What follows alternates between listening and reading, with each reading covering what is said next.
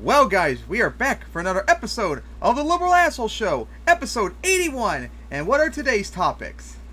Sports stadiums are scams. NFL running backs are disrespected and underpaid.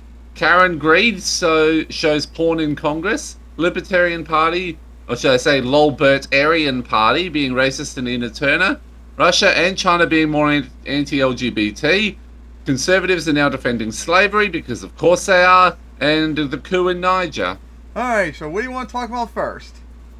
Well, you can start with why sports stadiums are scams. Two sports ones that happened recently.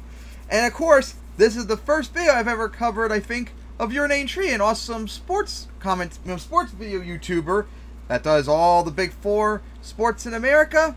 And let's go see what this is about, because I'm sure it's the case down there too, how stadiums cost so much money. Not only do they cost so much money, but they're largely funded by taxpayers instead of, funded by the teams and the owners who are, well, at least here We've got a thing recently where where Tasmania has been told they got to build a new stadium in Hobart if they want to get a AFL team at an estimated cost of $750 million.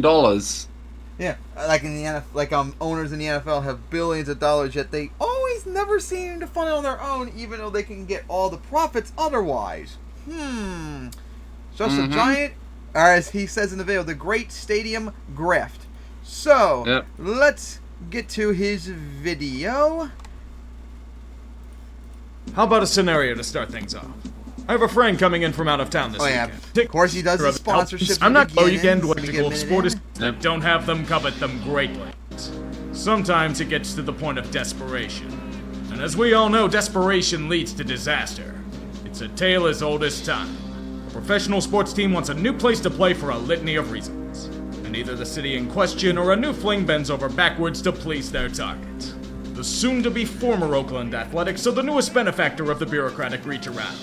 John Fisher wants a new shrine for baseball, and to be fair, he did need one. However, his $1.5 billion dream will be getting a cash infusion from the state of Nevada and Clark County, to the tune of over $300 million in the form of tax credits, financial bonds, and the works.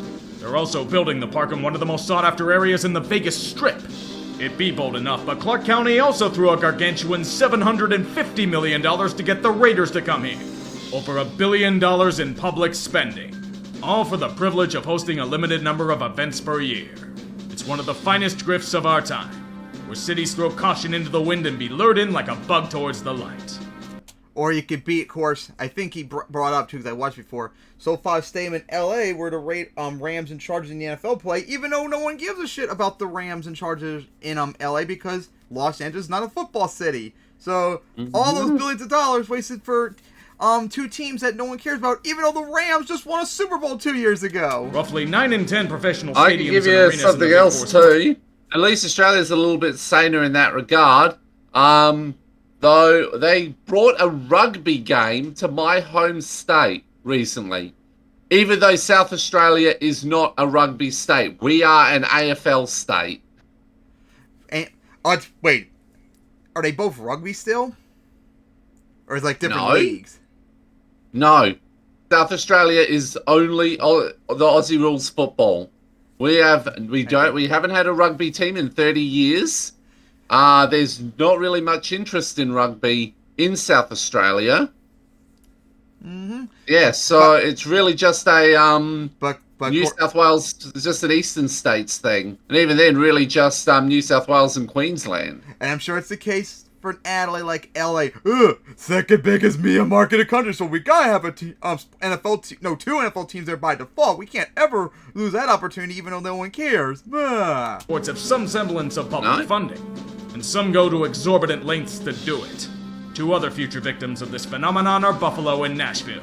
The Bills have been playing in an old stadium, and they could use a new place to call home.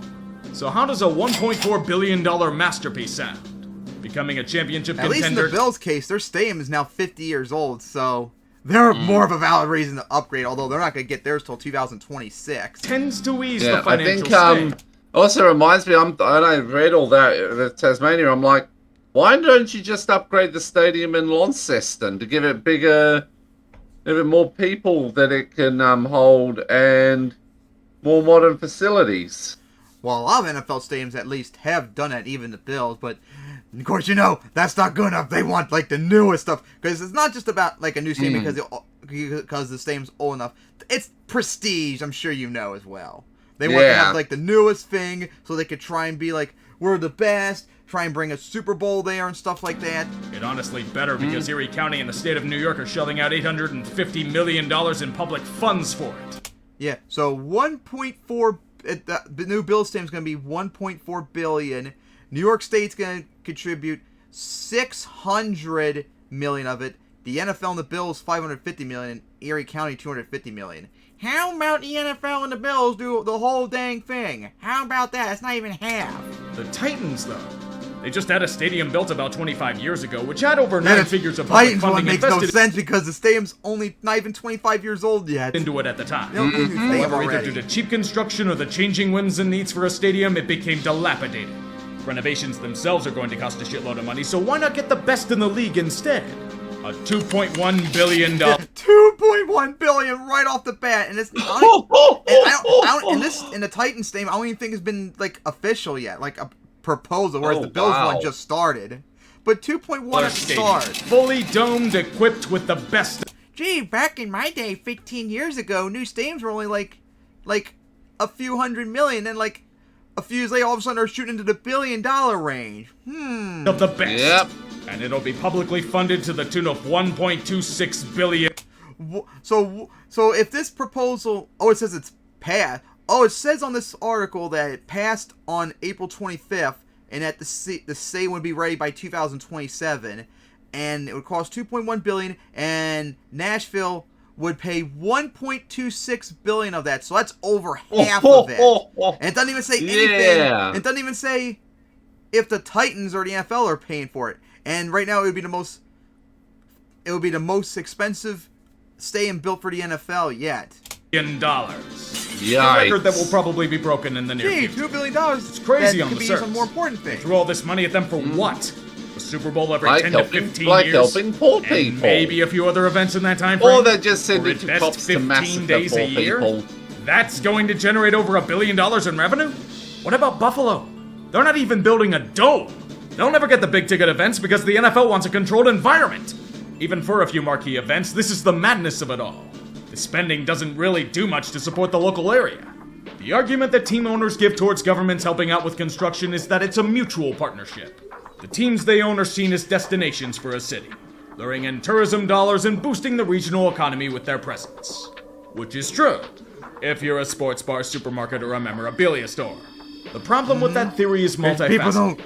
Most people aren't gonna like travel across the country or across there, wherever, just to see sports games. It's not that big of an importance. Like, come on. Yep. Like, maybe the Super Bowl, but that's pretty much it. Most people at NFL games and stuff are gonna be local fans and stuff. First of all, most cities are banking on an increase in tourism to buoy the public funding. They dream that the teams will attract fans from all across North America to see their beautiful shrine. But look at it logically. How often does that really happen? Most of those that attend matches are locals. Think of it as an economic coefficient. There's a set amount of spending capital in a given area. Most things that have a major impact on it are the likes of a recession or boom, new companies moving in, emergence of natural resources, and so on. What I'm saying is that a stadium doesn't add much in terms of new spending. It merely reallocates the spending that was already being done. The emergence of one business will take away from another. Going to spend at a place around a stadium will take away from an already existing area. Spending on Sunday will lead to budget cuts throughout the week. It's the nature of the beast. You don't even have to take my word for it. There are countless studies from better people than I suggesting that the economic impact of a new stadium on an area is a crock of shit. You also have to consider for a lot of teams that they themselves keep most, if not all, of the revenue generated at these stadiums. Taxes are raised and funding secured for a mere pittance of the rewards of game day. Socialize the cost, privatize the benefits. Yeah, you would think... Always. You would think if they, paid 100% everything, which the NFL, they can afford paying their own stadiums. It ain't that hard for them. They can pay it 100%, and then they can keep all the money. But we know why. They don't want to because they don't want to pay anything. They want to get all the money and not pay pretty much anything for it. And that's why both in cases with the Bills and Titans, they're not paying even half the money. Business proposition that would make Warren Buffett look like an amateur. If those were the only problems, it would suck, but it would be tolerable.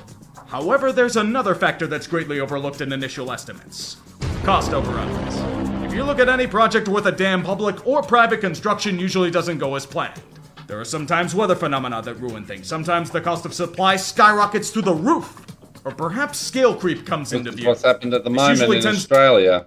That happened too with SoFi Stadium, where it had to be delayed a year to be finished because California that one year had so much rain it had to delay it. To run to the tune of hundreds of millions, maybe billions of dollars. Olympic Stadium in Montreal is a classic example. There were so many delays and setbacks that it cost almost 2,000 times its initial estimate. Locals call it the Big O for a reason. SoFi Stadium, for another example, was supposed to be roughly a $2 billion project. The final cost shot up to around $5 billion. It's an inevitability. Yep. And do you believe that the teams are going to pony up that cost? Yeah, in your dreams. Most of the time, those overruns fall at the feet of the taxpayer. It's the driving force of many anti-stadium proposals. Everything is put at the cost of everyone else. Why do you think personal seat licenses are a thing? Why do you think many states have legalized gambling? 64 music in order to pay for the public shares of stadium building. And in many cases, it's a necessary evil. Call it unfair, call it corrupt, but this is a pay-to-play game. Consider it like trying to get a career in media. The hours are shit, the pay is dirt poor if you're lucky to get that, and the industry is cutthroat. Yet if you choose not to play the game, there are at least 25 other people that will gladly take your place. A few cities had to learn this the hard way. St. Louis, because I'm sure you know, over the last few decades, NFL teams regularly threaten to relocate if they don't get new stadiums. And of course, that's happened numerous times. Colts left Baltimore to Indianapolis in 1984. Browns left Cleveland to Baltimore in 1996. The Oilers left Houston to Nashville in 1997. The Rams and the Raiders were both in LA. Then they left at the same time in 1995 to Oakland, St. Louis. And then over the next few years, 20 years later, the Rams moved back to Los Angeles. The Chargers, after spending 60 years almost in San Diego, moved back to Los Angeles. And the Raiders, a few years ago, moved to Las Vegas, as we just mentioned earlier. Yeah, it's a very common thing just to get new stadiums. Baltimore, Cleveland, And the funny thing, too, is, at least when it comes to the Rams, St. Louis actually buckled a few months before they moved and offered to make them a new stadium and all that. And they still wouldn't take it. Of course. Houston, they all lost franchises at one point or another, yet still felt an urge to play the game. In the end, it cost them even more money than what the original owners were asking for to get it back. For St. Louis, it wasn't enough to keep them for more than 2 decades. The Nashville, Charlottes, Jacksonvilles, and Las Vegases of the world? They'll throw everything they can to woo a professional franchise over. In some cases, like Memphis in the Liberty Bowl Memorial Stadium, Kansas City in the T-Mobile Center, and even Quebec City in the Centre Videotron, the franchises never come. So they potentially get a building for concerts, but few major sports in general. The supply of teams is low and the demand for the intangibles they bring is insatiably high. If you're an owner and you have the power to flex your muscles, why not use it? That's why teams reach into the old bag of tricks and whip out the classic move the team gambit. In baseball, Tampa Bay was a long-time threat for many teams. Jacksonville, Memphis, and Baltimore were big ones for the NFL for a while. Seattle and the NBA? Oh yeah. The option to move to LA gave so many NFL teams brand new stadiums they should pay the city royalties. The Bills threatened to relocate to fucking Austin, Texas, for crying out loud. Sure, some people will talk about how it screws over a city, but grease a few axles, barrel some pork into the bill, and it'll get passed with ease. So the A's got their funding secured. Some stadiums, like MetLife Stadium and Gillette Stadium, you'll argue weren't publicly funded. They're the aspiration! You're conveniently ignoring the 8 or 9 figures of public dollars that went towards infrastructure improvements around the area. They'll get you somehow. Gotta give the corporate cock a few tugs to get the rewards within. But these stories always have a dark side. Truist Park, for example, got almost $400 million in public funding. The Braves pay roughly $6 million in rent per year. Cobb County is on the hook for $15 million a year. If only that were the worst of it.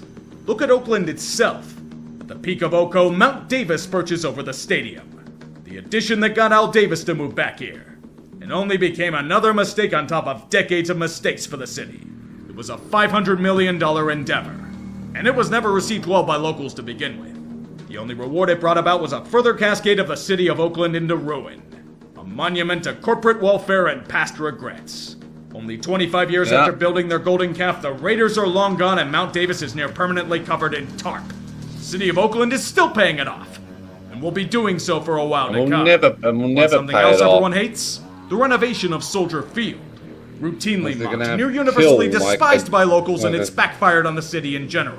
The city of Chicago invested $387 million in municipal bonds to do it. It'll be paid by tourism, politicians said. Problem is, it hasn't. Like most economists sworn, the tourism into the city hasn't offset the costs paid. The bonds have been regularly deferred. And out of that original investment, they now owe about $640 million. Even worse, thanks to years of political mismanagement, the Bears are seeking to leave for their own field in the suburbs. And the Bears are actually thinking about having a new stadium built somewhere else now. Chicago will be left holding holding their their breath. and it's mostly their own fault. Lucas Oil Stadium in Indianapolis is another cautionary tale. People tend to do stupid things when a team's in a championship window. Cities are no different. Jim Irsay was able to get an unbelievable deal, putting down only $100 million of his own cash on a $700 million project. Yeah, back when NFL stadiums didn't cost as much as they now do. Pretty easy to do when you're I think Lucas Oil Stadium was the last one that was under $1 billion too. roughly the only game That in was town. only 1 year after Cowboys City Stadium. still owes over $600 million on the damn thing, not to be paid off until 2037. Hell, they were still paying off the RCA Dome when they demolished the fucker for the new shrine. Also, the Colts can opt out of their lease if they aren't a top 5 value franchise at the end of the decade. They're currently about 20th. Good luck. And then there's Paul Brown's Stadium. Oh boy, did Mike Brown bend the city of Cincinnati over a barrel. Back in the late 90s, the multi-purpose stadiums were showing their flaws. And if Brown didn't get a new place to play, he threatened to move the team to another location where they'd suck ass. It was enough for local politicians to cave. Out of a $450 million project, the Bengals only chipped in $25 million. There's also a state-of-the-art clause in the deal, which dictates that the Bengals could ask for the city to pay for whatever upgrade any other stadium had. The ramifications of this move have been felt for decades. Hamilton County suffered immensely. At one point, stadium costs made up over 16% of the county's entire budget. Tens of millions of dollars in budget shortfalls every year, forcing cuts in nearly every sector. It's the poster child for disastrous repercussions for a city, yet most cities will do it for one reason. They don't want to be put on the hook for a team leaving. Short-term Like fears of Baltimore being was when the vilified and Colts thrown left. out of office by locals. Yep. When the bill comes due, they're going to be long gone. There's no risk. That's why it keeps happening. And that's why it's a hard cycle to break. You may ask if there are any owners that have taken the brunt of a stadium's construction cost. Yeah. The answer is yes. No. It's relatively recent as well. And it hurts me to say that one of the owners that did this was Stan Kroenke. Yes, the same owner that threw an entire city under the bus and forced the NFL to pay them moved the hush Rams money to from keep St. their Louis finances to LA. secret. As much as I loathe his means to an end, I'll give him credit for one thing. He took no public funding to build SoFi Stadium. Have you seen that place? Yeah, imagine that too. He spent up to $5 billion making that stadium for the Rams and later on too the Chargers. And no one likes Kroenke because of what he did with the Rams move, but he actually did something base for once, funding the entire stadium himself. It's a mega shrine devoted to the pigskin. A $5 billion enterprise that no sane individual would dare take on without a government handout. Yet he and his partners did it. He did it in California, of all places. All he had to do was buy the land, secure private loans, get the approvals, and build away. Los Angeles is giving them tax breaks, but he and his partners keep all the profits as ski events flock to them. Ironically, St. Louis ended up agreeing to give him a shitload of public funding for a new stadium to stay. But Yeah, as I Kroenke gave them the mentioned bird while burying them. Bill Foley is another owner who did this in the land of free public money known as Las Vegas. T-Mobile Arena is privately funded and the expansion fee was paid out of his own pocket. And even he's questioned why so much So that's $1.2 billion right there for both things. public funding goes That's, towards it. and the crazy thing is, that's hockey. The NHL, so that's the worst financially off of the Big Four. Construction. Yet their stories are a rare sight in North America. And the grift keeps on grifting. Everyone and their mother can see that the cities and states are getting ripped off exponentially in these deals. Speaking of rip Graveyard of suckers being trapped in a cycle of debt is a goddamn mile long. And the worst part of it all is that there's no clear solution to it.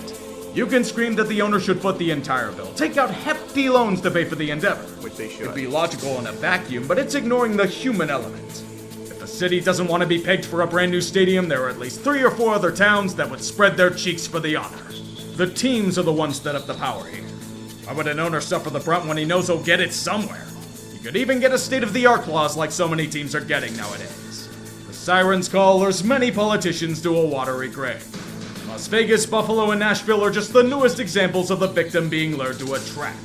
You'll get your prestige, but it'll come at a cost. It might take decades to realize, but it'll happen. You aren't immune to it. The regret tends to smack you in the face. So yeah, what do you guys say about that awesome video? Not surprising. Uh-huh. Not surprising. That's why the owners... that sort of shit should be made illegal for public funds. Mm-hmm. Put that money into actual things that help people, not sports stadiums. How about have the league owners pay for it? After all, they're making all the profit. They can take the losses, especially the NFL, who can easily afford to pay that off. All right. Exactly. So now, on to the next topic. Plus, best before it also means the NFL will play it a lot quicker as well for the amount of money they make. Mm-hmm. So NFL running backs are disrespected and underpaid. Yeah, this is a big controversy that happened recently. So, do you know what a running back is? No. Running backs are the players that run with the ball when they're handed off instead of when the quarterback passes it. So, it's a position in the NFL, football, and of course, huge fan of the NFL, so I know a lot of this stuff. But unfortunately, the last few years, actually it's been like the last 10 years, the running back position has been basically disrespected and underpaid. Like, they're getting, like, severely underpaid, especially just recently. The top, like, running backs in the league have been, like, complaining about, like, the last week or so. And you can't blame them. They are. Like, oh my gosh, where to begin? And all that regard. Like, Saquon Barkley, the Giants, after having, like, a few years of struggle with injuries, he finally broke out again and had an awesome year.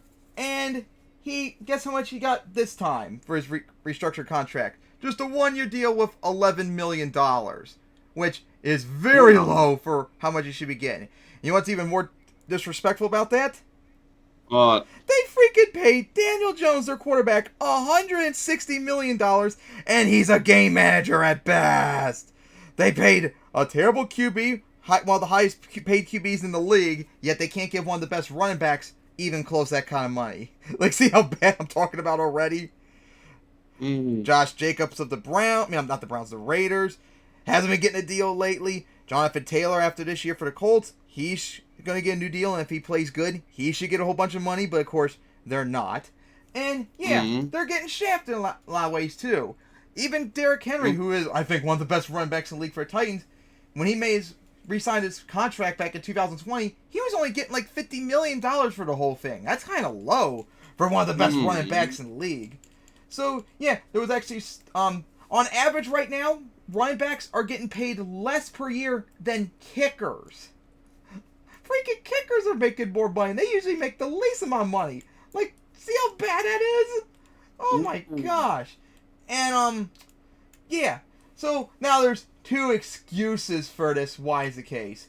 The first one is that, of course, since 2010, the NFL has been a passing league. Like before, for decades when the NFL started, the running back was the most prestigious position because they're the ones that got all the yards and points. Since quarterbacks back like in the 20s all the way up to like the 70s were largely terrible pretty much. Even the best QBs back then would put up numbers that would look like game manager numbers today. So, passing league, a Russian league back then, they were more prestigious and got more money. Then, of course, as the decades went on, and then especially in the 2010s, that's when the league became passing league. So now everyone's passing more, all the passing records are being broken, and the Russian records are not being as broken anymore. Running backs are not getting as many yards as they used to. But who knows? Derrick Henry in 2020 might be the last time we're going to see a 2,000-yard running back for quite a long time. That's a very rare feat to be done. It's only been done like 8 times or so in NFL history. That's 100 years. And so teams don't run the ball as much, even though it's very important. We'll get to later on. But another problem is that running backs are usually the first players to retire. Like, they usually retire like at age 30 or so. Whereas the rest of the positions go up to like late 30s, if not early 40s. So like they're retiring like 10 years later, earlier than other positions, and that's because of the wear and tear. Running backs are like some of the most beaten up players in the league. Think about it. They gotta run through the O-line, get tackle and stuff, behind and after the line of scrimmage. They gotta sometimes be a receiver, and they can get hit after they catch. Sometimes they gotta block for the QB, and they get hit in all that regards. They're up there as some of the most banged-up players, and of course, that leads to injuries, ineffectiveness, and eventually retirement, or no re-sign them because they're not as productive anymore. So, yeah, it's unfortunate, but still, you should still pay them what they deserve.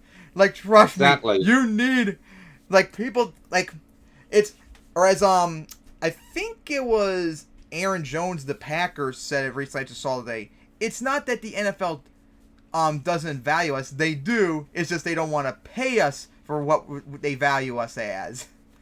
And you want that running game when you need it. When you need those few yards at the end of the game when you're leading to run out the clock and win it, guess what? You're going to need a running back because guess what? QB ain't going to always get it. They can throw an incompletion, stop the clock, allow the defense to maybe get the ball back quickly or a turnover, which allows the team to score, maybe take the win. You want a running back to get those yards needed to keep the clock burning down and win a game and stuff like that. And of course, having a running back is very needed too when you're a shitty offense and all that, because they're very useful and such. Oh my god. So yeah, we gotta see about this so far. How they're getting screwed over. That's pretty terrible. Kind of a small-scale example of all workers getting screwed over to some degree. And yeah, it's funny too because although all these guys are millionaires, this is a workers' issue, so it should be covered and treated as a serious fig. And like, the problem is there's not really much they can do about it because Nick Chubb, who's also one of the best running backs in the league for the Browns, said we're kind of screwed no matter what, because even if we produce a lot and get like a 2,000-yard season, which, like I said earlier, only a few times in NFL's 100-year history has happened, even if they get that, they still might be screwed because they're going to be like too broken down to be effective as much anymore. So it's like we're losing no matter what. Either we suck and don't get paid, or we do incredible stuff and we still don't get paid anyway because we're like too injured afterwards, stuff like that. That's why I said they retire like at age 30 and such. But yeah, they still need to get paid. So like, let's see all of them. Exactly. Let's see off the top of my head. Derrick Henry of the Titans. Like I said, he's up there as I think probably the highest paid running back in the league now. He's only making $50 million. I have no idea when his contract's supposed to expire, and he's going to be 30 years old next year, so that's getting up there in age and concern. But if he keeps performing like he does, and he's the only offensive player on the Titans that defenses have to be fearful of. He's the only thing that actually provides production. He should be paid for it. Like I said earlier, Jonathan Taylor of the Colts. He'd had a terrible year last year with injury, but if he can come back and play like he did in 2021, he should get paid a lot. Saquon Barkley of Giants, this is a one-year deal. Next year, if he puts up the numbers like he did last year, he should be paid. If anything, even though it's way overpaid, he should deserve near as much as Daniel Jones is because he's actually good, unlike Jones. Nick Chubb for the Browns, I don't know his situation. He should get paid. Josh Jacobs, he got screwed over recently. I think last I heard, I think he's holding out, which is refusing to work unless gets a new contract and such. He should get it because he's one of the best running backs in the league. So stop dicking him around, the Raiders. And Aaron Jones of the Packers, I think he's still under his rookie deal, so no idea if he's up to get paid yet. Dalvin Cook of the Vikings, he just got released by the Vikings randomly recently, and he hasn't gotten anyone to sign him yet. I don't know why anyone would not want to sign because he's effective. Yeah, this is pretty pathetic. And pretty much everyone, I have yet to see anyone other than the NFL owners who have made stupid comments over the last week disagree that they should be paid. Yep. Oh boy, you see Aaron tweeting about Colts owner the last week. Oh man, he's been making a fool of himself. Oh jeez. And other owners too that don't appreciate position players when they need them. So yeah, I think this is all let me talk about. Pay your running backs if they deserve it. If they're elite in the league, pay them like they're elite. You're going to regret when you don't have that running back, just like you're going to regret not having an elite QB when you need them. And an elite receiver and all that. Alright, so I think that's it for this topic. And I think that's it for the sports topics. So, what's up next? Next would be seditious Karen Greed showing porn in Congress. Showing Oh, my revenge God. porn in Congress. And of course, you posted this, so can you explain this to everyone?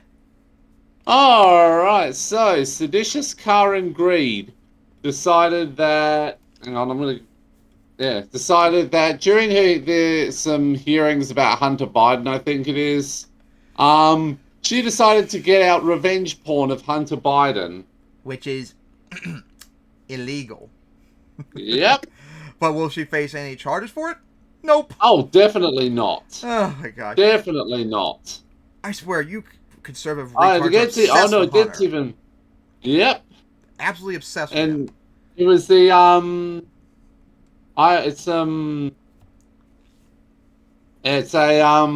looking in the criminal probe into Hunter Biden, leading to the plea deal, and so they're using the Republicans, of course, saying that to be like Biden crime family, Biden crime family, Biden crime family. Yeah. And just like Benghazi with Hillary. Remember Yep. how obsessed you all were with that 10 years ago? Yep. You guys are just obsessed with him. It's really creepy. Now let's see It much of an idiot Karen Greene is here. So Marjorie Taylor Greene was at a House Oversight Committee hearing. They're doing an investigation. And I remember I predicted, and I wasn't the only one, many people predicted this, that we're going to get to a point with these hearings where they're just going to flat out investigate Hunter Biden's cock. And they did. Oh yeah, it gets even better that because then she also allegedly in her emails to the people who donate to her did something similar. Had the same images in there as well. And you know what? That is literally exactly what happened. Asen says here, this is what the House Oversight Committee is investigating. Here's the picture. Back to Marjorie Taylor Greene holding up Hunter Biden pornography. By the way, to be clear, I don't know if she was the one who censored it with these, black squares and rectangles, or if this is something that Fox News had to literally do on screen. But she's holding up this is such a serious issue, people, showing revenge porn in Congress. With a prostitute he had paid for out of his law firm's bank account. At this point, this is just embarrassing. At this point, this is just sad. But you're like I said, obsessed totally with him. predictable. It's By the creepy. way, here's a meme that was floating around. Yep. Shout out to SoCal absolutely Left. obsessed with Hunter I remember Biden's retweeting dick this a while ago or tweeting it and out. Dick. Elon Musk says, I will release the Hunter Biden cock photos that were being suppressed by Twitter. And then you have a bunch of MAGA people wearing MAGA hats, like MAGA NPCs. Oh my god, yes, more cock. Based. This is the bombshell we needed to win. So this is where we're at, guys. Yeah, we know how much this you is want where we're the at right now. So that's only one example I have for you. You know how much they want this was the Hunter Biden's day. The explicit pornography in the middle of a literal congressional committee hearing. This is evidence of Hunter Biden making sex. Excuse me, this is my time. Making pornography. Should we be displaying this, Mr. Chairman? So as you can see there, Fox News had to blur it out. Now, by the way, I find it hilarious. These are the people who whine and bitch and moan about, oh my god, the groomers. Oh my god, there's pornography in schools. Oh my god, this is terrible. By the way, Marjorie Taylor Greene has called for banning online pornography. I remember when we covered the story. And then here she is, holding up explicit pornography in a congressional hearing. It reminds me of when Fox News used to do this. Bill O'Reilly or Sean Hannity would be like, let me show you the terrible debauchery of spring break. This is really evil. This is really immoral. Please run that video of that woman shaking her titties. Please, let's see that big booty twerk. Like, you're doing the thing that you say is the bad thing. By the way, it wasn't just one slide. She had multiple slides of Hunter Biden pornography. Destiny tweeted, can we please go back to normal politics now? Holy shit. And then this is the look at this. Look at this.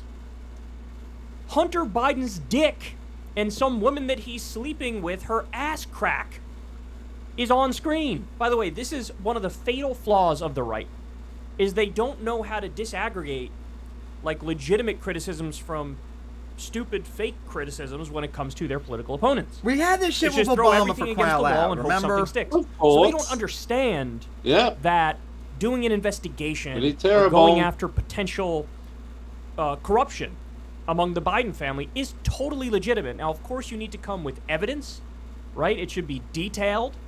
You should have, like, proof of wrongdoing. But that's perfectly fair game. What is not at all fair game is to go after him over his drug addiction, for example. Is to go after him over his apparent sex addiction, for example.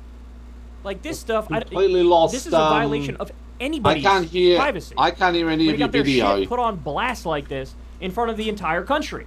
I wanted to show you one of the reactions, because I actually thought Got a this little was bit pretty there. solid. Representative Garcia, Democratic congressperson. So he had a line about how, you guys aren't really giving us any evidence of anything, you're just showing us dick pics. Correct. But then he also goes on to say this. And I want to point out that no Biden family members hold government positions of any kind. Now, this is, of course, in stark contrast to the Trump crime family. The majority conveniently glazes over the Trump's family's foreign dealings. The Trump family, who, of course, were actually appointed to White House senior jobs, from Ivanka's Chinese trademarks to Jared's Qatari real estate bailout, and Joe Biden in Saudi private equity money. So where's that investigation? They were actually in the White House. But Trump, so he good, them bad, Biden bad. And that's why this whole thing is a giant farce. It's a giant farce. Like I said, What a joke. I'm a fair guy. I'm a reasonable guy. I consider myself relatively moderate. Do you want to investigate corruption seriously? Okay, well then you're gonna have to go after people in both parties and follow the money. That's what you're gonna have to do. But that's the thing, they don't But they don't want to to do that. They downplay and obfuscate and rationalize and reject the idea that Trump and his family and him personally are corrupt. They reject it. They act like it's not real when there's tremendous evidence to that effect. But they want to hyperfixate on Biden and his family. And again, like I just pointed out, they are fundamentally incapable of separating legitimate criticism from criticism that just flat out makes you a bad person. Digging all through his sex life, digging all through his drug addiction, putting his shit on blast for the world to see when those videos that he recorded, my understanding is that they were private, right? If he released one of them, okay, that's his business. But putting it on blast in a congressional committee hearing? I gotta be honest, guys, it kind of reminds me of what we just saw with Marjorie Taylor Greene, where she was going after Joe Biden, and she was saying, he's just like FDR, he's just like LBJ, he's trying to get rid of rural poverty, he's trying to raise wages, he's trying to continue the Great Society and finish what those guys started. She laid all that stuff out, and it sounded so based that the Biden team cut it as an ad and ran it with no commentary. The fact that you made an ad for Biden to make him look good is pretty sad. And I gotta be honest with you, this kind of feels the same way. Like, here's Hunter Biden. Look at his giant dick. Look at the women that he's fucking. Look at, like, apparently the endless list of sexual conquests he's engaged in. And then hold it up and go, oh, tut, shame. Isn't this hot? I mean, isn't this terrible and gross? I mean, here, let the record show this is Hunter Biden getting a hand job. Let the record show this is Hunter Biden busting his nut. Let the record show. It's like, oh my God, Jesus Christ, woman. Jesus Christ. What are you doing? What are you doing? Maybe Marjorie Taylor Greene is attracted to Hunter Biden. That's sort of like the sense I'm getting out of this. And by the way, Marjorie Taylor Greene, just so everybody understands, I believe she had an affair with her weird, like, what was it? Her personal trainer, who also was like this weird tantric sex guru, and she was cheating on her husband with this guy. So for her, of all people, to wag her finger and go after, like, the sexual debauchery and degeneracy, you love that stuff, Marjorie. You love. Spare me. And by the way, just like I don't think anybody should get in your private business, because they shouldn't, just like I don't think anybody should get in Lauren Boeber's private business, she just got a divorce also, I don't think we should get in Hunter's business when it comes to this stuff. I don't think we should get in Don Jr.'s business. He's obviously a colossal cokehead. His eyes are glassy as a motherfucker. They're red. They're half shut. He tries to copy his father when he talks, except he speaks, like, double as fast. Like, yeah, these people doing drugs, having sex, all that. Yeah, okay, it is what it is. Let's talk about serious stuff. But they're not going to talk about serious stuff. They'll never talk about serious stuff. They will never go after their own team for corruption. And by the way, also, just to be clear, they're all corrupt too. Which is why this is sort of like, this is silly. This is a show trial. This is like kabuki theater here. Because these are the same people. What was the vote? We just had a vote on the issue of supporting Israel. Okay, I'm back. And they were like, it was like 412 to 9 or something like that was the vote. And in the resolution, it said, Israel is not racist and they're not an apartheid state. Okay, we literally know they're an apartheid state. There's been detailed studies into this. Amnesty International released a tremendous amount of evidence to that effect. They are an apartheid state. But why did they vote that way? Why did over 400 Congress people vote that way? Answer, the Israel lobby. Answer, the money. The corruption. So yeah, they might feign outrage over, oh my God, the Biden family's so corrupt, bro. But number one, they love Trump's corruption. Number two, they're also corrupt, so it just rings hollow. It's just not going to work. I hate to tell you, I wish they were serious. I wish this was legit. I wish we did go after politicians who are corrupt. But what's much more likely is the salacious garbage like this is going to be front and center. You know, when you derail a hearing by showing Hunter Biden's dick and balls, there are some consequences to that. Like probably his approval rating going up 10 percentage points. Hey, y'all, do me a favor. So, yeah, what do you got to say about Karen Green being an absolute clown? It's no surprise. How many times we have to cover you being a clown? Can you stop being a Karen? And also, can you all stop obsessing over Hunter? It's getting stupid and annoying. You're all obsessed with him. That's all there is to it. Just like Benghazi you're all obsessed with. Just shut up and take the L's. So now, exactly. On to the next topic. That would be Libertarian Party being racist. To Nina Turner. I don't know why they keep shooting themselves in the foot. Just like all their like state Twitter accounts always keep saying like Ukraine is not full of Nazis and stuff. It's hilarious with these guys. So, anyways, this controversy recently. Nina Turner, base progressive and all that. She said on Twitter, like she always does, we need to have free insulin in this country and all that. Normal stuff she always says, yada yada yada. But then the Twitter account for I think it was New Hampshire's Libertarian Party told her that she needs to pick crops. Like, do I really need to say anything else? Like, come on. Is anyone going to seriously deny how racist that sounds? Like, come on. That should be, like, so easily obvious. But guess what? Despite that, they double down. They triple down. They quadruple down. They quintuple down. They did every sort of down available. Even the National Libertarian Party doubled down too. Oh my God. The amount of cope and semen that they can't deny that what they said was racist is hilarious. So now, let's watch racism in action, peoples. So I have for you here the Twitter battle to end all Twitter battles. You think you've seen fights online before? You ain't seen nothing until you see what happened here between the Libertarian Party of New Hampshire and Nina Turner. Nina Turner tweeted the following: insulin should be free. Medicine should be free. That is probably the most innocuous tweet I've ever seen in my life. This is something where if you polled it, like 80% of the American people would agree. This very basic left-wing stuff. Hey, we should have this thing called the Commons that is publicly funded, and it should be the necessities of life. File it under the duh category.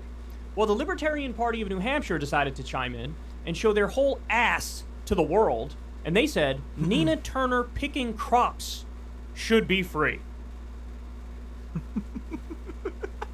So, come Nina, on! Quote tweets the Libertarian Party of New Hampshire, that exact tweet I just read to you. And she says, this is racist and anti-black, period. In no way is advocating for free insulin comparable to chattel slavery. Shameful and uneducated. Okay, it doesn't stop. But that's assuming the Libertarian Party even has shame. So they say to her, they never do. You shouldn't pick crops for free because you're black. Oh, well, thank you. How kind of you, Libertarian Party of New Hampshire. you should pick crops as reparations, for the rights you violated as a politician. Care to elaborate on the rights that you're referring to that Nina Turner violated? I'd love to hear you lay out in specific The right for the pharmaceutical industry to rob people blind. Because us libertarians, we believe this corporations on them should screw you over and get away with it and never be regulated, because regulation is Nazism. Don't you know? Yep, that's what what the they hell you're think. talking about. Now, look, you know these people. What would these hardcore extremist libertarians say? Basically, any government intervention at all, any taxation at all, is illegal. It's the beginning immoral, of the it's Third Reich. unfair. It is theft. Yeah. Effectively. That's what they always say. love thinking. But I got news for you, my dude. The overwhelming majority of people don't agree with you. They believe in this thing called a social contract, which you act. That's why you guys are losers. Because the libertarians, you're mostly right on social issues. And I say mostly right on social issues because I remember so many times growing up, I'm sure you've seen it too, I'm a libertarian, but fuck gays, fuck women wanting abortions and all that. Like, you say you're libertarian, but you are actually far right, and it seems to me you just don't want to be associated with Republicans. Do you remember the libertarian to fascist pipeline? Mm-hmm. And of course, you guys are batshit insane on guns. You're weird. You're mixed on foreign policy. Like, you think Ukraine is a Nazi state and should be left to die, which is very unbased wrong. Remember, they think that the Ukraine is the Americans, when they couped the government in 2014, then turned Ukraine into a Nazi terrorist state, and that's why creating bioweapons to target Russian DNA, as Jackson Dinkelberg and Pat Infrared has believed, they're little Nazi grifter asses. And he went Remember, not only do they love Russian Nazis, they also love the Chechen jihadists, who are basically Islamic Nazis as well. Remember that parts of Mariupol are now under Sharia because of it. Yep, and don't forget, they love the CCP and their genocide of the Uyghurs. Yep. But yeah. Remember specifically, it's the cultural genocide of the Uyghurs. Oh, excuse me, not an actual genocide. My bad. Well, it's a form of genocide. It still has the word genocide in it. Like, just because it's the culture and not the people does not make it not genocide. Yeah, tell Hinkelberg that. Yeah. He'll call me a shit-lipped bag, like it's not even a viable pedophile. To believe in the idea of a social contract, regardless of the Basically, you libertarians, if you drop all the batshit insane economic policies, you maybe could get some support, but you're like even more insane than Republicans usually on economics, for crying out loud. You want no regulation. Period. You want anarcho-capitalism, for crying out loud. Particular. Everywhere from anarcho-capitalism to national anarchism, which is basically anarcho-Nazism. Which, funny enough, would destroy capitalism within itself, because capitalism is self-destructive. That's why you need regulated capitalism for it to sustain itself. But, regulation, the evil R word. Oh, that triggers them. So Nina says, yes, just to be clear. Along with government. Oh, government regulation. There you go. Got the G word and the R word. Hope you get triggered. Sure. The statement that prompted this was, remember insulin it's why I call them the Lolbertarians. Should be free. People who need insulin to live should not have to pay, on average, $98 a vial when it costs $10 to produce. This belief prompted this party to say, you should pick crops. Now, by the way, I don't know if her numbers are even right there. I thought that insulin costs less than $10 to make. But either way, look. It's what we call price gouging. Every other developed country, and they have free healthcare. They love price gouging. Free point of service, paid for by tax dollars. That's the way it works in every other developed country. Even when it comes to the pharmaceutical industry. You know, you go and pay a flat rate of like $10 or $20 or whatever it is in the UK, and you get any medicine you need. Even if that medicine costs $68,000, you go and pay your flat $10, $20 fee, and you're good. But here in the US, if I'm not mistaken, I believe there was a fact that it's like $300 a vial in many places in the U.S. for insulin. Well, what happens if you're middle class or if you're poor and you can't afford your insulin? What happens? Because you need insulin to survive if you have diabetes. That's what we want. So what do? Well, the Libertarian Party of New Hampshire says, I don't see what the problem is. This is the way the system works. This is capitalism, baby. This is the free market. Yeah, and capitalism is Everybody cringe. needs to pay their own You way. don't seem to get That's it. the end of the conversation. So Nina said right here, so Libertarians is trending at 9 on Twitter for telling me to pick crops for free for advocating free insulin, and the Libertarian Party National hasn't said a word. Here we go. Here comes the Libertarian Party. So now, the actual the one. National Libertarian Party chimes in and says, hi, Nina. Glad you asked. None of the things you advocate for are free. They require labor and materials which need to be compensated for. Otherwise, you are advocating for slavery. Hope this helps. Nina responds, taxpayer subsidizing life-saving medicine is not equal to chattel slavery. If you don't agree with that policy stance, that's one thing, but equating it to chattel slavery is extremely insulting. Hope that helps. Guys, I'm so tired of having these basic, entry-level, rudimentary conversations. Speaking of slavery, I'm sorry, we'll be seeing someone defending slavery up in in read like Hubble one or two Ayn Rand books, and you thought you found the answer to life. You read one F.A. Hayek book, or Milton Friedman book, or Friedrich von Mises book, and you thought, that's it! I figured it all out. I'm not going to read any other economists or philosophers or anything. I have my answer. Greed is good. Capitalism is justice. So let's walk through this. The idea, well, none of this is free, so why do you say free? Everybody knows what that means. It's a colloquial term. It means free at the point of service, as in paid for by your tax dollars. So in other words, we all know we have a government, we have taxes. The only reasonable debate is, okay, well, what are the tax rates going to be? How much are we going to give to the government? And what's that money going to go towards? That's the debate adults are having. Non-adults are saying, oh, taxation is theft, you gotta eliminate all taxes. It's not gonna happen. It's never gonna happen. All of us adults are over here discussing what's the proper tax rate and what should that money go towards. And when you say, I think X should be free, you're saying it should be paid for by taxes. So effectively, driving on public roads is free. Why? Because it's paid for with taxes. The fire department is free. Why? Because it's paid for with taxes. Going to elementary school is free. Why? Because it's paid for with taxes. And there's different levels of government. Unless you think like firefighters and police should not exist. Oh, they want to keep the police because they want the police to massacre minorities. Private police? That sounds lovely, though. That's what they think. Yeah, right up until they turn on you. If they get paid higher money. At that point, it's all hands on capitalism. If private police can get paid more to kill you, they'll take it to kill you if they get more money. That's how it goes.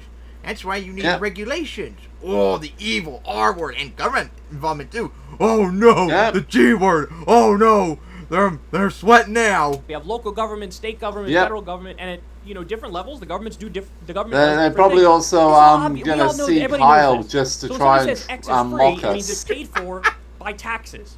We've all agreed in a social contract. Hey, government, you could take X percentage of my income, and then here are the things that you deliver in return. That's all it means. That's all it means. And they play professionally stupid. They act, well, it requires labor and materials which need to be compensated for. Otherwise, you are advocating for slavery. This is like when Ben Shapiro said, free healthcare is actually slavery. Free healthcare is forced labor. That's what it is. No, it's not. It's literally just a debate about funding mechanisms. Are you going to fund it in the private market where people have to pay out of pocket every time they go? Or are you going to fund it through the public, through the commons, where the bills are paid and the salaries are paid through the government coffers, through tax money?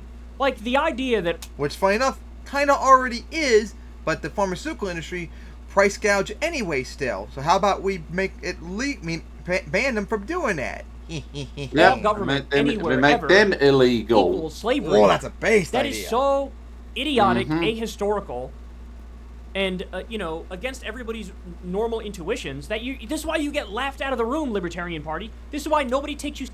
Remember back in 2012 or 16 when Gary Johnson was debating other libertarians for the Libertarian Party nominee for president?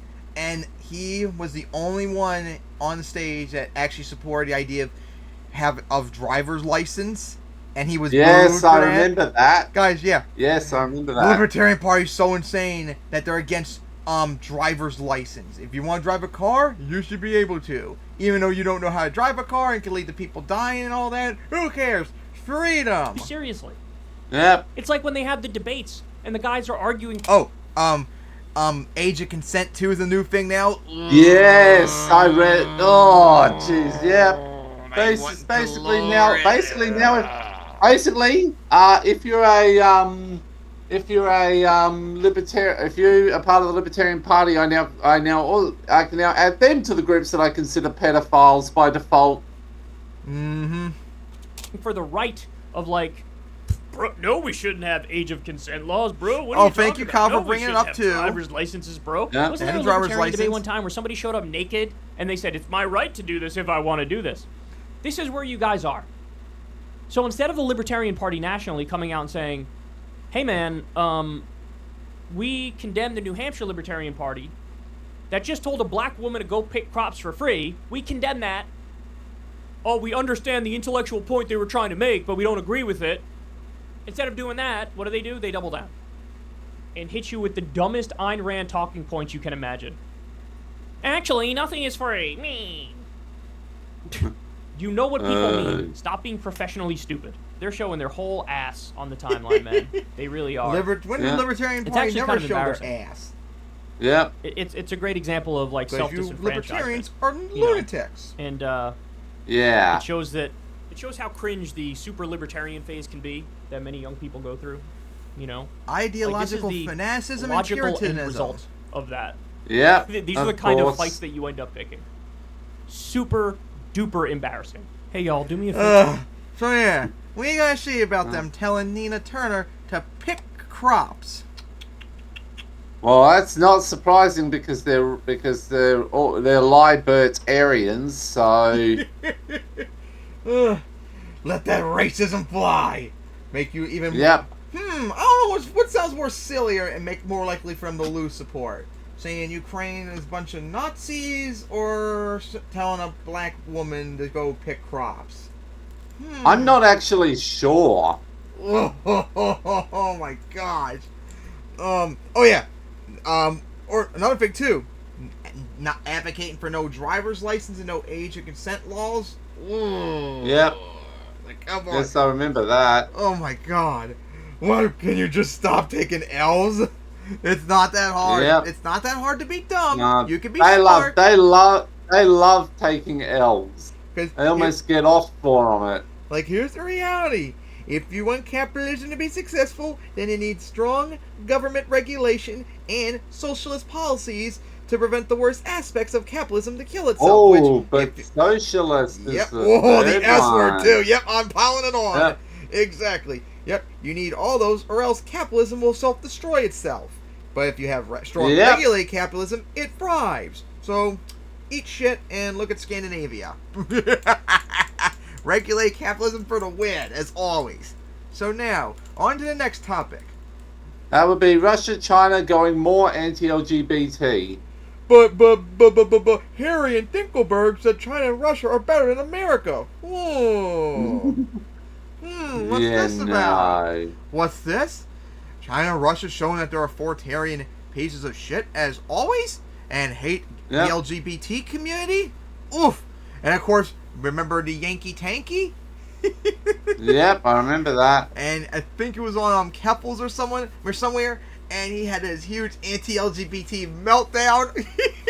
Yep, I remember all those. And misgendered them and all that. Oh boy, it was hilarious. Now, where's the video?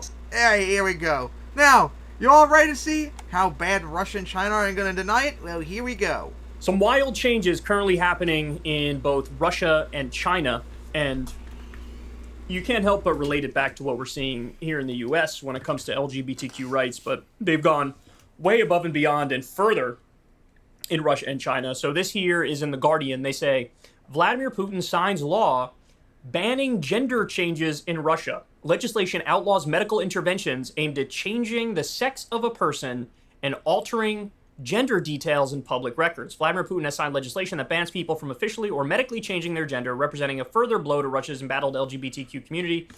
The act passed unanimously by both houses of parliament, Jesus, bans any medical interventions aimed at changing the sex of a person, as well as banning changing a person's gender in official documents or public records. And just to remind you all, there are actual LGBT concentration camps in Chechnya. So they're pretty much Nazis in that regard. Yep. As I said. But of course, the satanic West is the evil ones. Yep. The only exception will be medical intervention to treat congenital abnormalities. So I guess if it's like a fetus and it's like intersex fetus, oftentimes at birth the doctors decide, do we could do a little nip and tuck to make this person present as female or male, and looks like that's the one exception. It also annuls marriages in which one person has changed gender and bars transgender people from becoming foster or adoptive parents. The ban is said to stem from the Kremlin's crusade to protect what it views as the country's traditional values. Nazism, Lawmakers say the legislation is to safeguard Russia against Western anti-family ideology. The irony when they're anti-family. Yep, of course. The West is anti-family, except when we don't agree, but then fuck the West. Transition as, quote, pure Satanism. So look, I you guys are unironically more mean this. Satanist than we are. Is Matt Walsh celebrating today? No worship Satan. Is Michael Knowles celebrating today? Is Ben Shapiro of celebrating course, today? Matt Walsh and Knowles would love what this. are they thinking? Because again, they want LGBT this isn't to even die. subtle. This isn't nuanced. They're not doing I'm just trying to protect the children. No, we are banning. Honestly, I think it's any kind of gender treatment, not just like a surgery, but also, are you going to take testosterone, or are you going to take estrogen, or are you going to puberty blockers, or whatever? Any sort of, medical treatment, gender-affirming care, totally banned. I find it astonishing. I wonder how much longer, since we already have the concentration camps and all that, I wonder how much longer before they finally advocate, we're going to kill all LGBT. We're going to get rid of this evil, demonic crap once and for all. At this late date. Yeah. This is still the mindset that we're dealing with. And there's no other word for it but authoritarian. There's no other term for it but anti-freedom. Evil? It's also obviously a complete evil and genocidal. Disregarding of the fact that gender dysphoria is a thing that is real. Gender dysphoria is a thing that exists. There are some people who are born one way, but they feel the other way, and the way to live in alignment with them being true to themselves is to make a change, is to do something about it. I often made this comparison, but if I was forced every day to go out of my house and I'm wearing, lipstick and having long hair and face full of makeup and just skirt, and I'm supposed to dress in the traditionally feminine way, I would be mortified. I wouldn't want to leave the house. I'd be like, no, I don't want anybody to see me like this. This is not who I am. Well, for trans people, apparently, for a lot of their lives, that's exactly what they're dealing with every time they're in public. It's like they're forced to be the opposite of what they are, and so they're finally living in a way that's true to themselves, and now the Russian government steps in and says, totally banned. Totally banned. Not going to allow it at all. So, again, I reiterate, I would love to see what the far right thinks about this. I'd love to see Matt Walsh or Michael Knowles be like, if I'm being honest, this is what we want here in the U.S. Own it. Come out and say it. Because, for a long time they did the whole, we're just trying to protect the children from But we know they were cases that are it's not about the that kids. are misdiagnosed. They just want to kill LGBT. So that's our whole concern. But then Yeah, eventually but they it's let the masses also slip and they said, about no, I think it should be it's illegal also for an adults irony too. of Okay, abusing. well, here you go. They don't want sex education because they want to abuse kids. That's very important with sex education because it helps prevent abuse of kids. But of course, conservatives by and large don't like that because that means they can't get away with it anymore. League with. Again, look at the language. The language is, it's Western anti-family ideology. Why is it anti-family? You can be trans and have a family. You just mean outside of the norm. Can't, apparently. That's what you mean. Kyle? Yeah. So there's only one way to do it. And it's the way that you approve of. They call it pure Satanism. Satanism. So what? They think this is demonic? I don't want to this is hear evil? it coming from Putin. They think there's some sort of holy war or something going on? Unbelievable. Russia does view this as a holy war against the West. That's actually part of the Russo-Ukraine war as well. They want to protect their evil far-right traditions at all costs, even if it means killing their state. Unbelievable. Apparently, they didn't learn the same mistake that Hitler made. Yep. I hate it. It's terrible. And there's a particular contingent of weird far-right people who, if they're being honest, they would say this is exactly what I like. But I got more Well, a lot for of you. them are China awesome bans about couples from gay couples from adopting children and prohibits gay pride marches. In a controversial move, China has implemented a ban on gay couples from adopting children, drawing widespread attention and criticism. Reports also indicate that the country is now prohibiting gay pride marches, further raising concerns about LGBTQ plus rights in China. What is even the real fear here? What is even the real fear? I mean, some particularly stupid people might think, oh my god, if we let this go unchecked, then eventually everybody will be gay and nobody will reproduce and humans will no longer exist. I mean, it's hard for me to imagine anybody is that stupid, but there might be some people that stupid. Authoritarianism. They're all very stupid. Yep, and of course, Russia and China historically order-based society, so when they say you do something, you just do it, basically. They don't value individualism like us in the West do. That is it all just religiously justified and bigotry? Also, Russia historically authoritarian, China historically authoritarian, and communism too, which is very anti-LGBT, surprisingly. China, there's plenty of people who are super non-religious. So what's the whole thing about we got to stick to these rigid rules? Look, anything outside of what they view as standard or normal, they view as degeneracy. They view as immoral. It's hard for me to wrap my mind around that. If you're doing something that's not hurting anybody else and you're just living true to yourself, that's like the last thing you should focus on cracking down on. You should encourage people to be themselves. So anyway, we don't value this. I mean, this is just example number 4,712. Over here, unlike you, Mr. Stars and Stripes. People need to realize just because a country is anti-US doesn't mean they're based.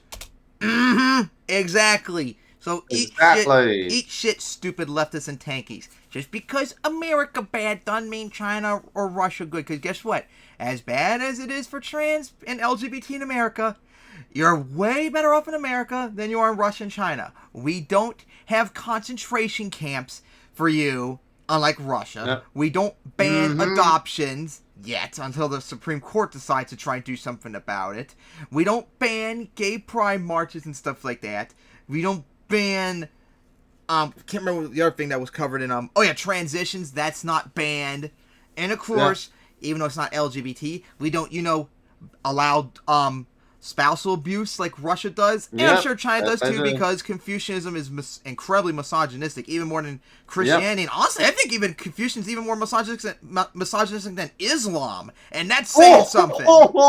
That's saying something, That's how deep misogyny is in China. Because of Confucianism. Whoa, Confucianism being worse than Islam. That's how bold I am that bold enough to claim to make that. Tim, I'm not even kidding you. You are going to trigger literally everyone with that statement. I don't care. I'm literally. Right. Yep.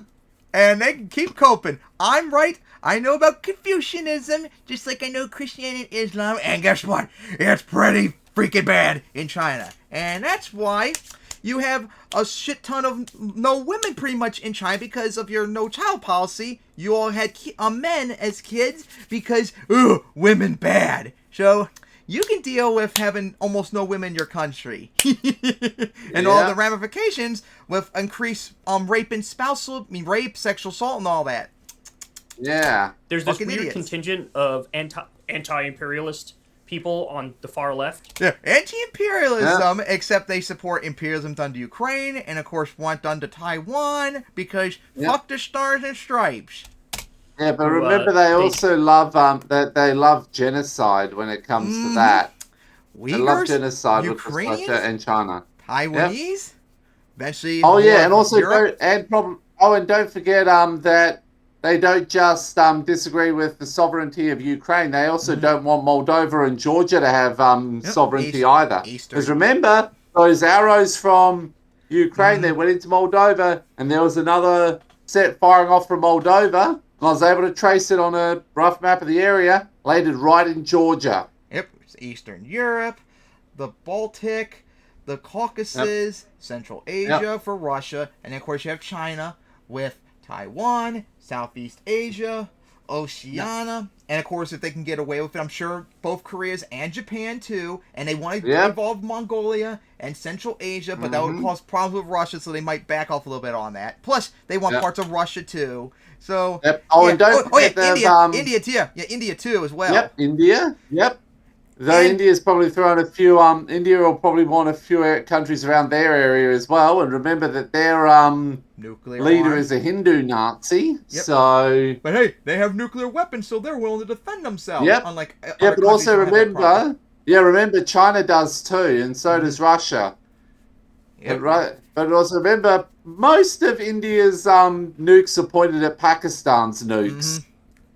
So yeah, these two countries are just as imperialist as America, but that doesn't, and they're not good. If anything, they're worse. Just like to anybody who is nominally socialist or communist, like China, for example. Yep. They like to act like they're better than they are. Anybody who postures as being anti-U.S. imperialism, they like to give these people credit. Well, this is also stuff they do.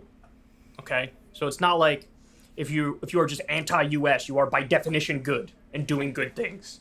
No, it's actually a lot more knowing complicated that America is and better usually than Russia and power-centered, China no in matter every where they single are in the world. regard. They I bet that hurts still to authority. hear. Yeah. And this is a great example of it right here. That's corporate hate speech.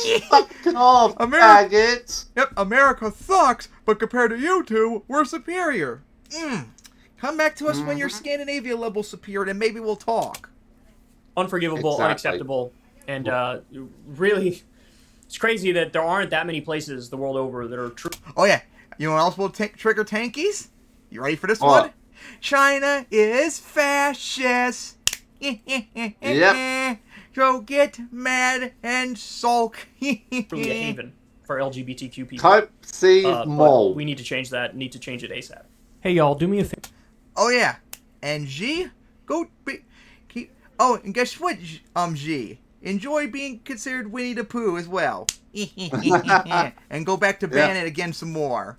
What a pussy in that regard. So yeah, what do you guys say about that?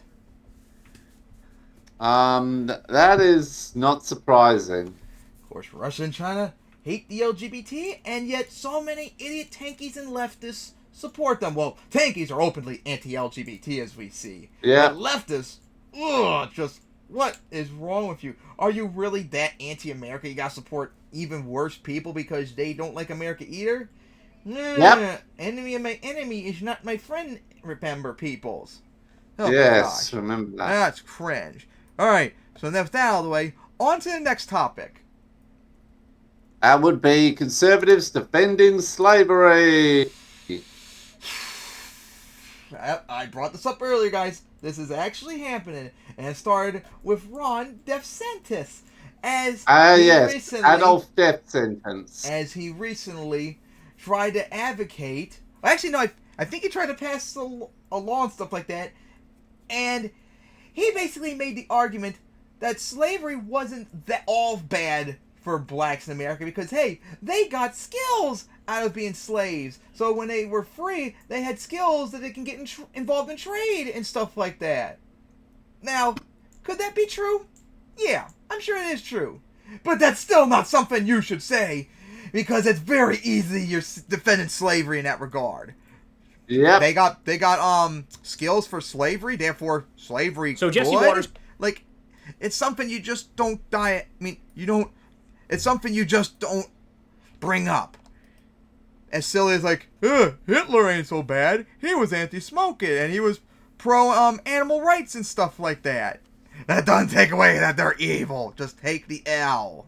Now let's see. So Jesse Waters couldn't help himself. Had to shove his foot directly in his mouth. He's desperately trying to defend Ron DeSantis from the news stories that are pointing out, hey, they're trying to teach the upsides of slavery in Florida now. Which is very not pog. Sort of questionable. Yeah. Just like when he banned... slavery bad, okay? Slavery very, very, very bad, okay? Slavery wrong. We were wrong to secede in the Civil War, okay? Let's just accept for what it is. We were wrong. We lost. We gotta deal with it. AP African American Studies, seemingly out of nowhere. So let's see what argument he goes with. This is well documented among historians. This is historical fact that slaves did develop skills. No, this sounds like some lost cause narrative crap. As in agriculture, tailoring, in the shipping business, to then use to benefit themselves and their families once they were freed. That's not... Except, of course, when, they were banned from doing that stuff Yeah, because I remember there's that. segregation and Jim Crow laws for the next 100 years? Not controversial, and it actually speaks to the resilience and the aptitude of the enslaved African Americans who were at the time able to better themselves and able to improve their situation despite brutal conditions, horrific and abhorrent conditions. All I hear They're is trying. defending slavery. They're trying. So Yeah. now the spin is, bro, when we say these things that we're saying, the real reason we're saying it is because, like, it shows how amazing these people were. These slaves, they were going through a lot. It was really difficult, but this shows how resilient they were and how, like, on top of their game they were and how special these people they were bro. So resilient. actually, if anything, And- by teaching this, maybe we're they did actually get some trade saying skills from slavery's it. even That still worse doesn't mean than it's you thought it was good. or something. Yeah, exactly. Come on, man. Now, look, I've explained this to you guys Slavery before. bad, All you okay? guys know this by now, but Yep. what's really Always going on here is bad. very simple. When we do bad things, it's complex, it's complicated, it's nuanced, there's actually multiple perspectives, you got to look at every side of it. When others do bad things, oh, it's black and white, they're evil, they're wrong, they're terrible. We would never afford this level of charity when talking about something negative that happened in Russia. As we covered, yes, America bad, Russia and China bad. That's nuance. Perpetrated by the Russian Exactly. government. Something negative that happened in... But to these people, America good, America always good, America never do anything wrong. We must ban anyone that says America bad, okay? Iran or China. There is no, like, would they say this right now with the Uyghurs in China? Would they be like, well, bro, I mean, maybe they got them in camps and stuff, but have you considered that they're learning how to knit? Have you considered that? I tried Why to do put I the feel word like I knit and would quilt see together. I don't Dinkelberg know. make that argument? They're learning how to knit, bro. Because They're it's Dinkelberg. sewing. Have you considered that when talking It about sounds like what's something the happening Yankee there? Tanky I would don't say think too. so. You know, look, another good example. And I actually think Greg Gutfeld may have made this point from the opposite direction, but he was like, in the Holocaust, they learned a lot of resiliency and stuff. No. Israel learned the wrong. Israel learned the wrong lesson from the Nazis. Oh, let's look at it from every side. Let's look at the mitigating factors. Let's look at the specifics, and let's look at the thing. And same thing, even if Jews and other groups that were killed in the Holocaust, they were resilient, and maybe they did get some skills they had to learn to defend themselves in the concentration camps. It still is not good because Holocaust bad, okay? Tens of millions of people killed, okay? Very, very not good. Things that make I it a shouldn't more have to say complicated that. picture, and The fact maybe I have to you say wouldn't that know is pretty and bad. Understand? Again, we did this with all of our atrocities. We did it when it came to the Trail of Tears and the Native American genocide. You do it when it comes to Jim Crow. And actually, did you know the black communities were thriving under segregation? Oh, yeah. So the point is because they have an American exceptionalist mindset. When we do bad things, it doesn't really count because we meant well. Because don't you know, like the Northerners that wanted to ban slavery, they were the actual racists because they want to leave blacks out in the cold without no jobs or anything. Whereas us Southern slave owners, we have to feed them, we have to clothe them, we have to teach them to read and write and all that so they can do our slavery and all that. So you're the actual racist, not us. Quite a mental gymnastics I'm making, ain't I? Consequences. Here's your gold medal. War. Right there. Well, we're trying to bring democracy and freedom. We're actually looking out for the Iraqis. Yet that was our imperialism. We overthrew a government that didn't attack us. It was an illegal and offensive invasion. They had nothing to do with 9/11. Then we occupied the country. The military-industrial complex got phenomenally wealthy. But they'd rather nuance you to death to make you think, it's complicated. It's not as bad as it's portrayed. Iraq war bad. You can see this with the Civil War. Very bad. And unfortunately, and you know what else too was very bad about the Iraq war? Two things. One, it emboldened Russia and China. I'm sure you know too. Yep. Hey, if America can get away with it, why can't we get away with it? And when America points out we're doing something bad, we can point out you did the Iraq war. See? You're bad, so you're in no position to criticize us. And then the other thing is, the Iraq war broke a whole bunch of brains on people on the left to the point where they think anything America does is bad. American diabolism, I think, pretty much started thanks to you neocons for invading Iraq. Thanks a lot for that. It was about states' rights. It wasn't about slavery. States' rights. And maybe, which war of northern aggression. Maybe. Hello, lost cause narrative. Come on, man. How nice but to it's see funny, you. because Jesse Waters, I get the sense he's actually dumb enough to believe it, right? Like, he's dumb enough to believe this line of argument. I mean, a good chunk of the South do believe the lost cause narrative. Well, that's because those people, a lot of those people are brain dead. Happened to you because of slavery and stuff, bro. It ain't racism, okay, Jesse, it's my southern Look, give it up. heritage. You're never going to win this fight. This is stupid. It's my Ron DeSantis shouldn't have banned AP African American Studies. They should be teaching the foreign textbooks about they learned skills that were very good to them. Yeah, you know, you learn to deal with adversity by being a slave, being a chattel slave and undergoing forced labor. Like, and drop it. Sometimes killed, the raped, correct explanation sold, family actually broken up, is everything. very absolutist, black and white. Yep.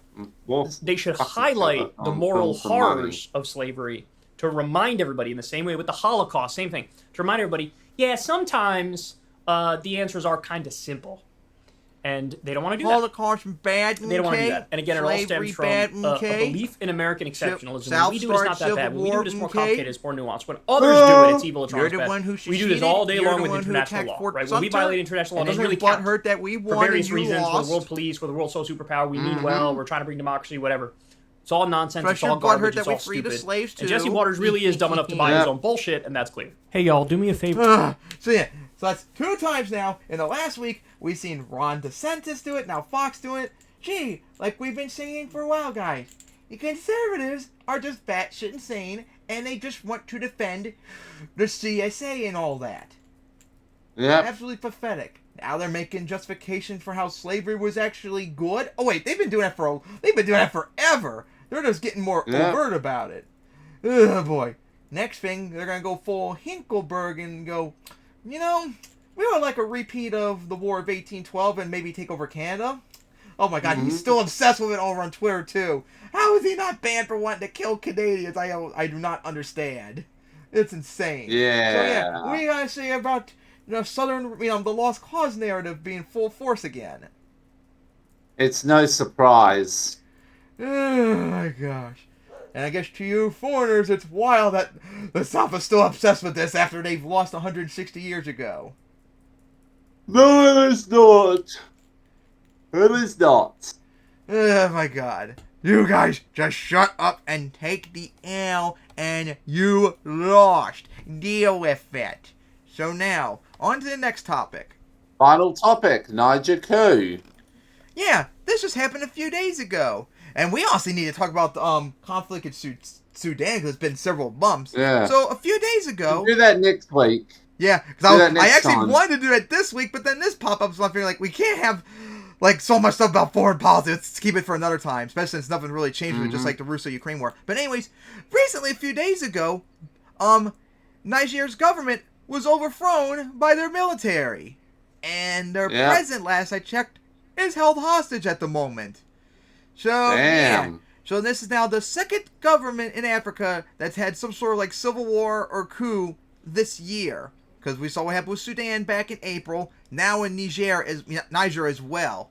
And, of course, we don't know much about it yet because it just happened a few days ago. Just like I didn't know much about the Sudan conflict when I covered it back in April when you weren't here. But, of course, everyone condemned it. I wonder if the African Union is going to intervene like they did in, I think it was the Gambia, when they when they kicked out that country's president who refused to concede when they lost the election, all that. I wonder if they're going to do anything about it, because Niger, I don't think, has really any military strength to, put up any resistance. And of course, probably not good since you're bordered with Nigeria. And remember, northern Nigeria is jihadist country. That's where Boko Haram is. Northeastern. Still they've mostly pushed them out, but there's still regular attacks. Yep. Northern Nigeria is jihadist country, and I bet they're like, ooh, a Muslim country to our north? Having a coup at the moment? Maybe we should do a jihad on them. So, yeah, I still don't know exactly what this is about. Maybe next time, if more info comes out, maybe we'll know a bit more about it. But not based. Niger military to do this very unpog, and of course, this is just a problem with Africa, as we saw too with Sudan. They're just so unstable and underdeveloped that they keep overthrowing their governments when they might possibly be, turning things around, because Niger has been having actual democracy, like I looked up, like the last 10, 20 years, like actual thriving democracy, I think. So, of course, when Africa has a thriving democracy, they gotta always overthrow it, just like with Sudan too. They're about to have an election soon, and then their civil war just happened. Yeah. Just another unfortunate part of Africa that never seems to get fixed in the decades after the colonialism ended. Just very unfortunate. Yeah. So yeah, what do you guys say about this? Why am I not surprised? Gee, I was a bit surprised it was Niger. I was expecting another country in that area to go first. Don't know which one, but yeah. Not good. I'm reading right now. The guards of the president is who overthrew him. Oof. Very embarrassing. And they closed the country's borders, suspended state institutions, and declared a curfew. And according to the Wikipedia article right now, the status is disputed. The government claimed to be disposed. The military junta formed. Now, of course, I already said, they closed their border with Nigeria, and of course had curfews active. I think currently their leader is... the current military dictator is from Nigeria. Interesting. I wonder if what I said earlier might have some actual facts to it. Maybe. I wonder if there's I wonder if he has some sort of connection to Boko Haram now. Oh, could I be onto something? That'd be insane. That would be. And our current president refuses to resign while detained at the presidential palace, which you should, because you're the legitimate leader. Yeah. And of course, a general has proclaimed head of the transitional government, and there's significant unrest through Niamey. I think that's their name of their capital and all that. So, this is the 5th coup Niger's had since 1960. Oh my gosh. Even by Africa standards, that's probably really bad. Oh my god. Yeah. And that last coup is what helped make him become a democracy. So 10 years of democracy in Nigeria, being snuffed out in front of us. Very unbased. Oh yeah! Niger was part of France's colonial empire, remember France has been involved imperialistically in North Africa as their former colonies. So if America don't do anything about it, France might be more willing to do it, which I don't know, because I don't want you near too, France, just like I don't want America doing this shit. You guys are imperialists too. But maybe this time around it'll be more acceptable, because this does not seem to be acceptable whatsoever in that regard. Yes, maybe exactly. Who knows? Maybe next time out, maybe we'll have more info, and maybe we could talk about better. Just like we need to talk about the Sudan conflict. It's been several months, and of course you didn't talk about when I covered it last time. So annoying. Just hopefully Niger can get through this, get rid of the coup, and become a democracy, which all of you in Africa need to do. You need to become successful and all that. And don't be failed states. That stereotype needs to go. And all that. Yep. All right. So I think that is it to talk about the Niger coup. And that will wrap up all the episodes. So see you guys next time in August for episode 82. See you then. Bye.